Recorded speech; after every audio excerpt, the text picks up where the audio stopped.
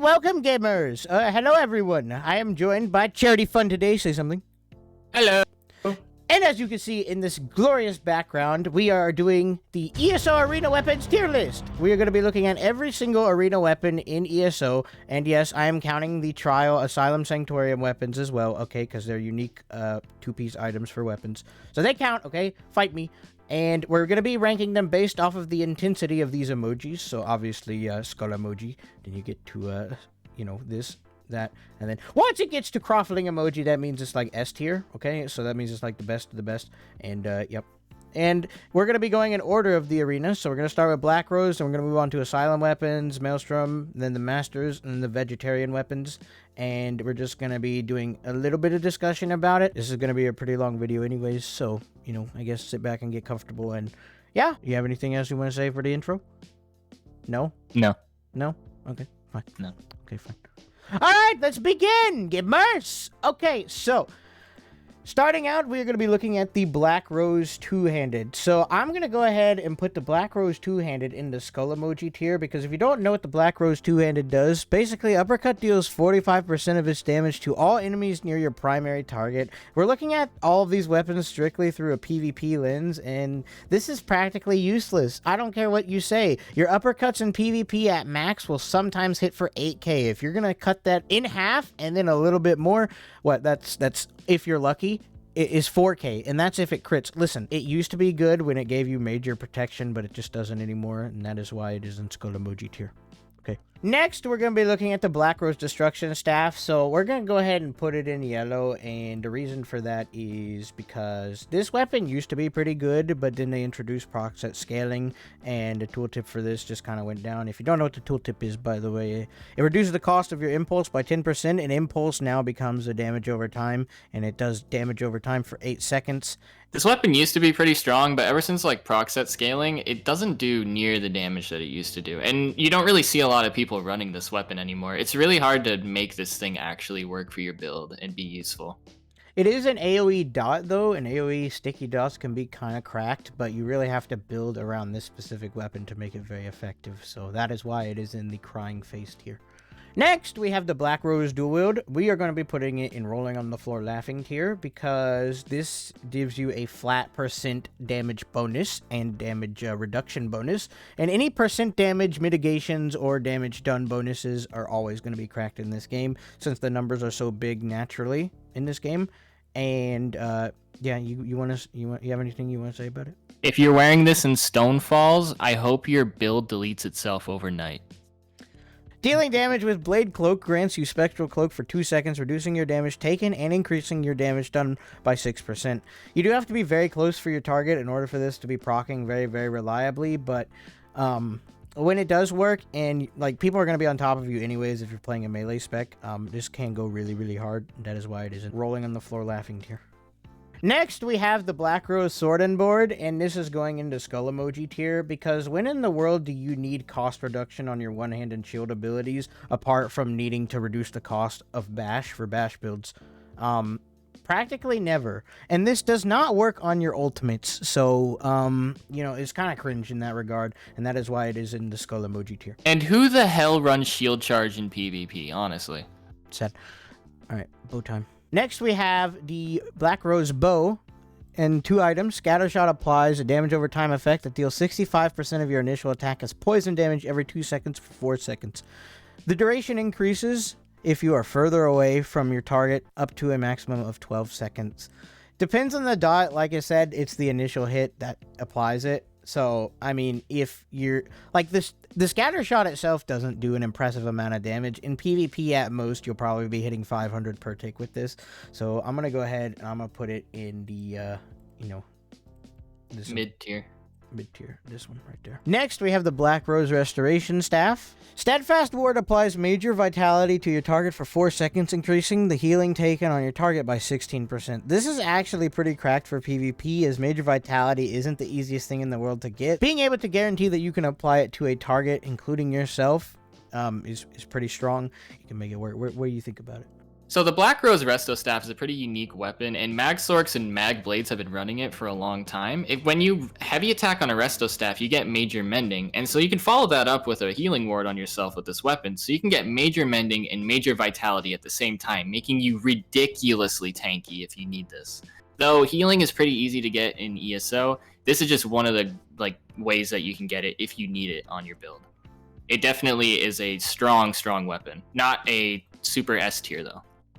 So for that reason, it goes in rolling on the floor laughing tier, because it's pretty good.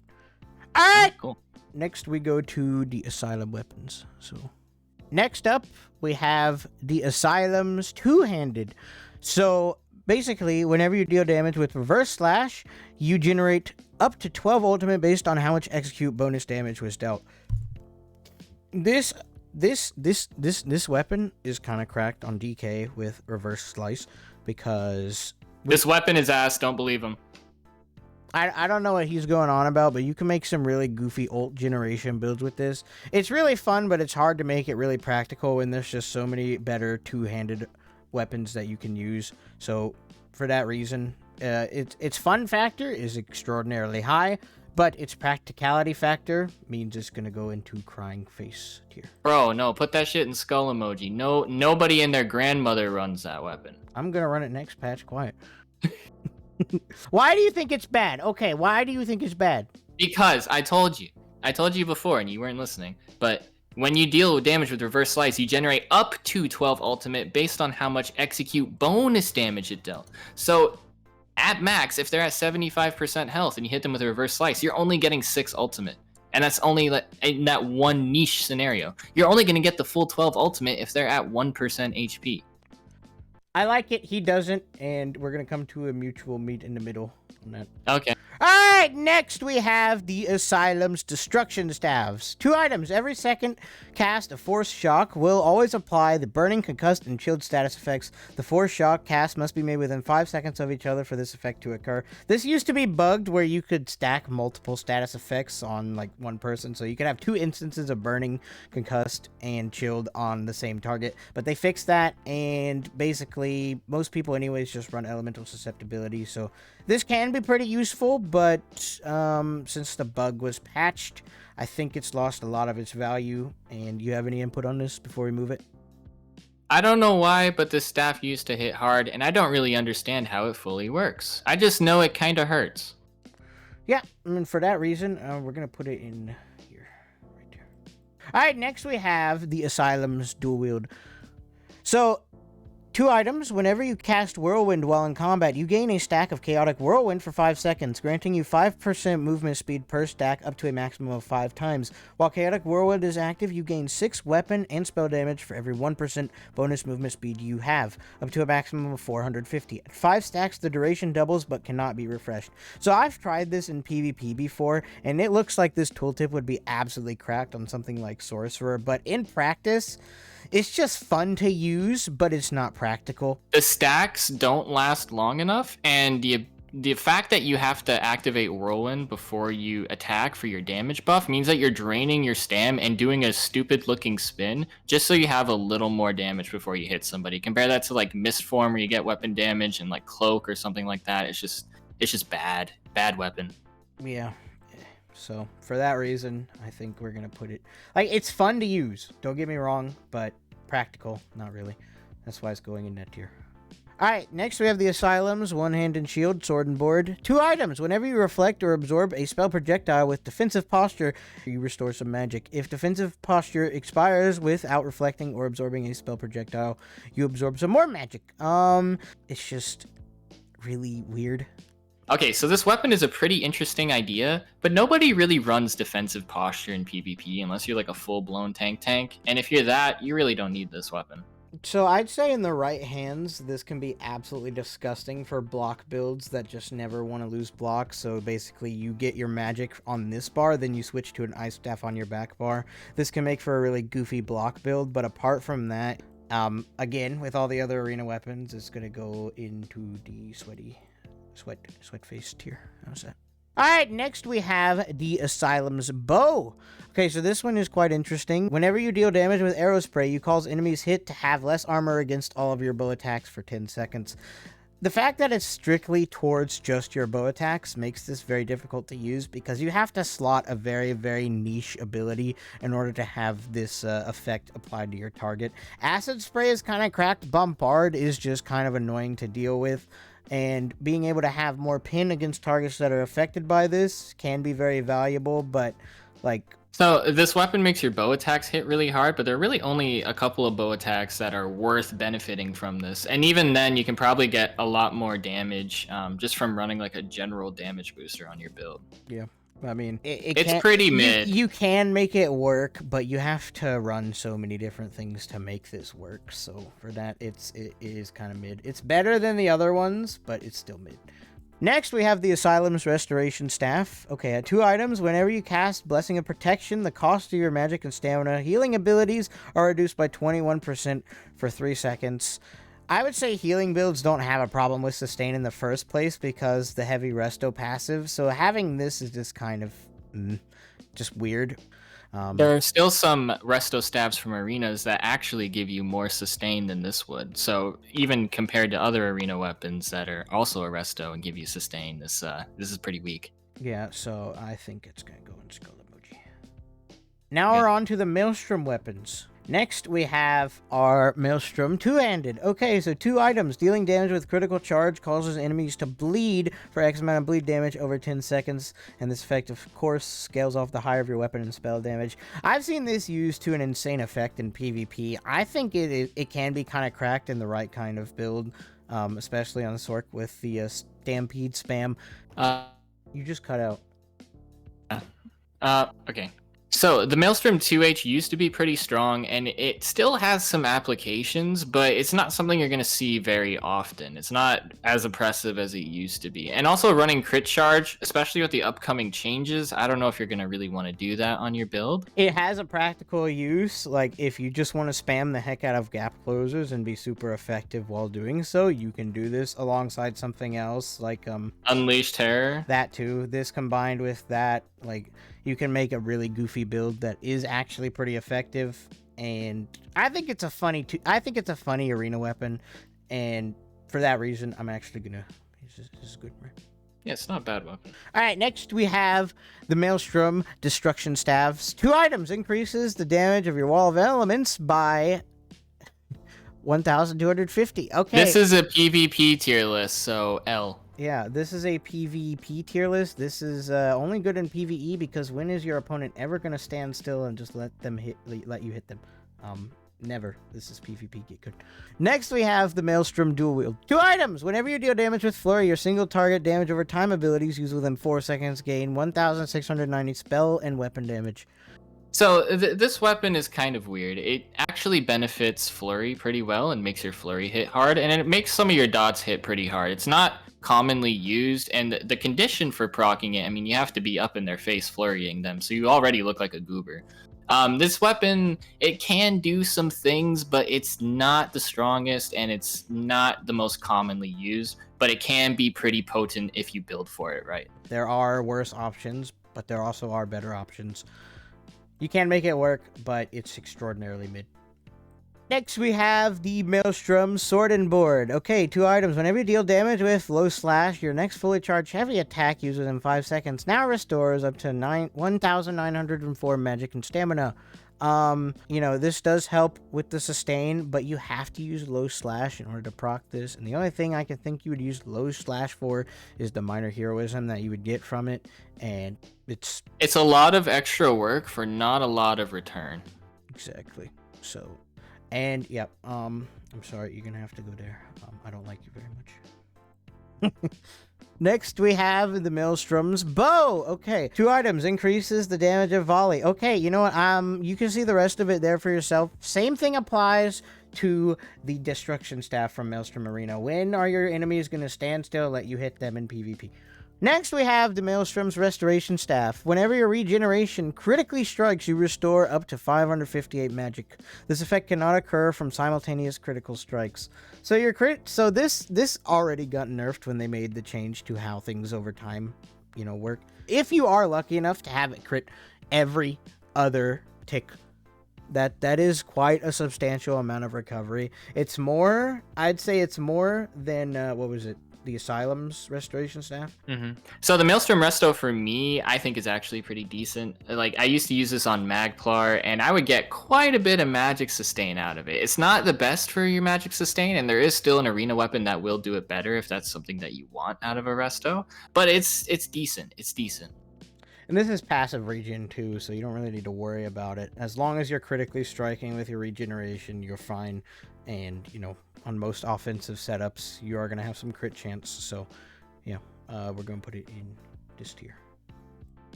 Now onto the Master's Weapons. Get into the fun stuff. All right, boys. Here we are in the Master's Weapons. All right.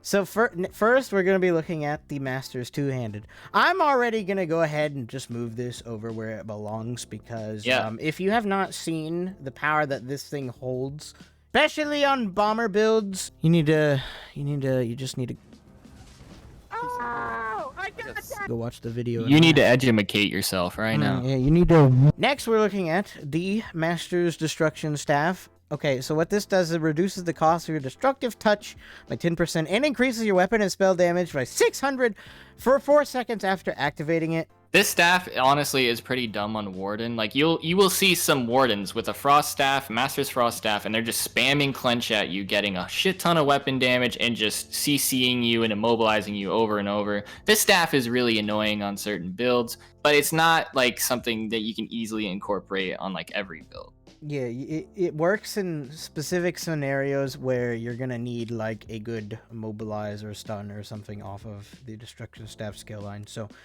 it is pretty good though. So that's why it's going in rolling on the floor laughing. Okay, what's the next one? Do it. Oh, well.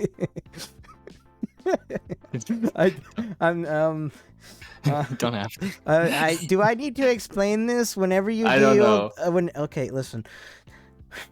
Twin slashes. Yeah, deals more damage each hit of the initial tick. Go to any dueling spot and you will see this on, and you will see why it is on. And yeah. Alright, next we have the Master Sword board. Basically, whenever you do puncture, you get some health back, and you also gain some resistances from it. So, I mean, Ninja says he wants to talk about it. This sword and board, I used to run this all the time on Magplar. I loved it. Basically, you get extra resistance based on how much that you heal when you puncture somebody. And this can scale with like your healing done modifiers as well. So back in the day, you used to be able to get like, 4 or 5k armor off this weapon.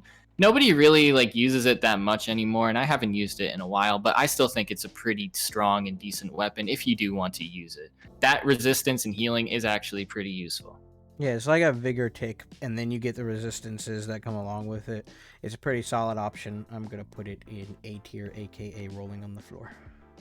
Next, we have the Master's Bow. 2 items. Increase your weapon and spell damage by 330 against targets affected by your Poison Arrow. You run Poison Arrow a lot on certain types of builds because it works really good as a front bar skill, a back bar skill. It's just a really solid option to have, and this affects every single attack that you deal. So not only your dots, but your direct damage attacks. So you get quite a substantial damage buff from having this just active on a target at any given time. This used to be a pretty decent back bar weapon for people that just didn't know really what to put on their build and they just want a little more damage. It's pretty universally usable, and it's not that bad. It's not the best, but it's still pretty good. It's got some, it has some scenarios where it can perform very well, so I'm going to put it in A tier just alongside the puncture. So next we have the Master's Restoration Staff.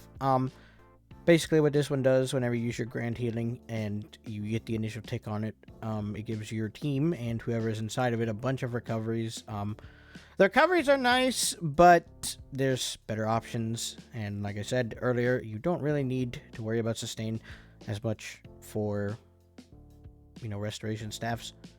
I know it's a group utility kind of thing, and if that's what you want to go for it. But for the kind of content in PvP that, we tend to do, it's not very good.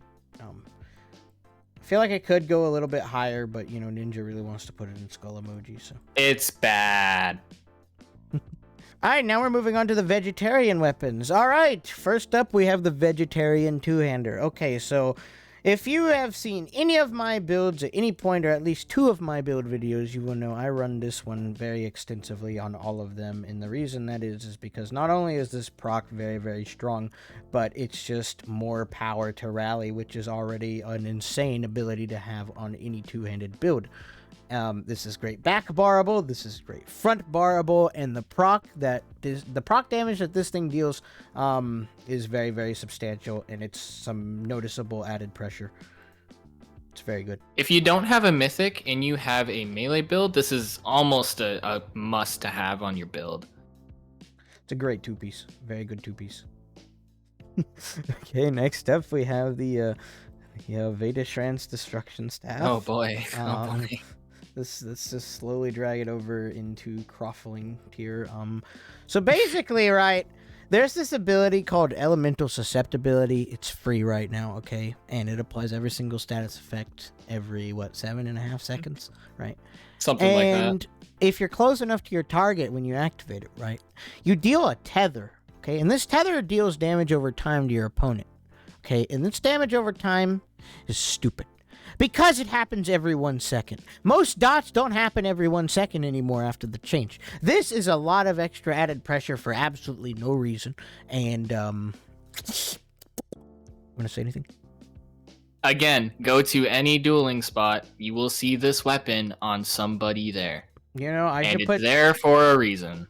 You know, I think it's more appropriate if we, put these 2 close together. Yeah. Yeah.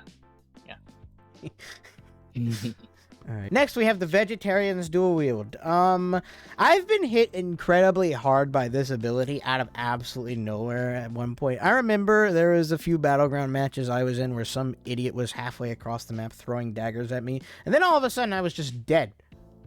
And I don't know why, but then I look at my recap and there's a 22k hidden blade on my recap. This can hit incredibly hard, but the problem is it is incredibly hard to proc. I mean, there's a give and take there, and I mean, yes, if you can use it, but this is PvP, okay? And whenever you're trying to fight somebody, you're not going to be behind them most of the time. They're going to be coming at you from the front, okay? So if you're going to be some sort of random cloak blade throwing daggers at someone from behind, maybe you can get this to work. But for now, I'm just going to put it in mid tier because it's very incredibly difficult to get the conditions for this weapon to work right. Next, we have the Vegetarian's Sword and Board. Okay, so whenever you deal damage with Power Bash, you apply Call of the Void to yourself for 2 seconds. Enemies within 12 meters are immediately pulled to you, and after the Call of the Void ends, you apply Major Maim to enemies in the area for 10 seconds, reducing their damage done by 10%. This effect can occur once every 13 seconds. The pull is very nice, but that's after 2 seconds, and, when are you going to be trying to pull people together if it's not going to be with Convergence or Rush of Agony, and you're going to use this? Major Maim is a pretty strong debuff, but there's other ways to get it, and it's just kind of a goofy sword and board. I mean, you can run this on certain builds, but it's kind of weird. You don't need it, and it's not going to really make them that much better. Yeah, for that reason, we're going to put it in here. Ooh. We get your favorite. We get your favorite. Okay, so next we have the Vate Bow. Ninja, you want to tell us about this? So the Vateshran bow. Oh boy, this is one of my favorite weapons. You hear him rubbing his hands? Go ahead.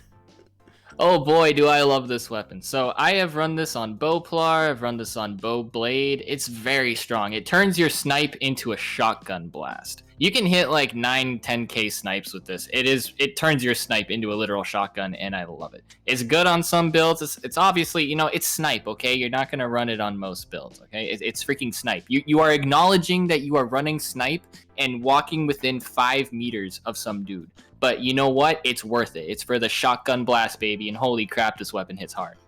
So, I would rate. It's not the best of the best. It's not like cheese tier, but it is very strong. So it's going in, rolling on the floor. Yep. Next, we have the Vateshran's Restoration Staff. Okay, go ahead. Ninja said he wants to explain. Hold on. So, the Vateshran Resto Staff, it's just like the Vateshran Destruction Staff, but instead you have to use Force Siphon. Some duelers actually use this staff for a while because the resource sustain on it is really strong, and you can run this not only on a healer build, but you could run this on a solo build if you want. This is the weapon I was talking about where I said that you can get sustain back easier on a Resto Staff than the other weapons. It's still not a super popular choice.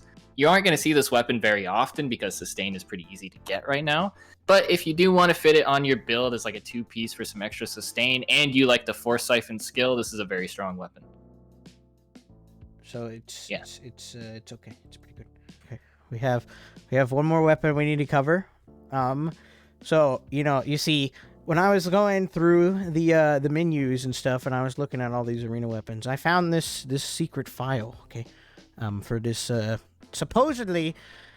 They can't add any more abilities, but now they're going to be augmenting light and heavy attacks, so they do different kind of things, okay? And this is the one I found for bow and arrow, so just deal with it, okay? 2 items. Dealing damage with a light attack generates a stack of Ferocious Force. Each stack of Ferocious Force increases your critical damage and healing done by 1%. This can stack up to a maximum of 10 times. A 10 stacks, dealing damage with a fully charged heavy attack consumes all stacks and deals 4,000 or X amount of physical damage to your target, knocking them down and stunning them for 4 seconds. If the target cannot be stunned, immediately deal X amount of physical damage to your target and all enemies within 5 meters of them. This scales off the higher your weapon and spell damage. So obviously, this it's pretty good. I'm pretty sure that bow is the thing that killed my grandpa. Now that I think about it. So, these are all of the arena weapons that you can use in ESO. And honestly, if you don't have mythics, arena weapons are a great way to add some extra power to your build, and hopefully this gave you some insight into which ones are the good ones, which ones are the bad ones, and which ones don't even freaking exist. Or which ones you should at least try and aim for when it goes to farming any of the PvE content in this game, because, that's the replayable content nowadays, and it's honestly pretty lackluster, and I don't know how you earn this one yet. They haven't really talked about how you earn it yet, but we'll figure it out. But yeah, okay. Guys, if you really enjoyed our tier list, make sure you subscribe, okay? And also join the Discord. This is our tier list, and would you say we're happy with this tier list? I'm happy. Okay, guys. Yeah. Subscribe. Have a good night.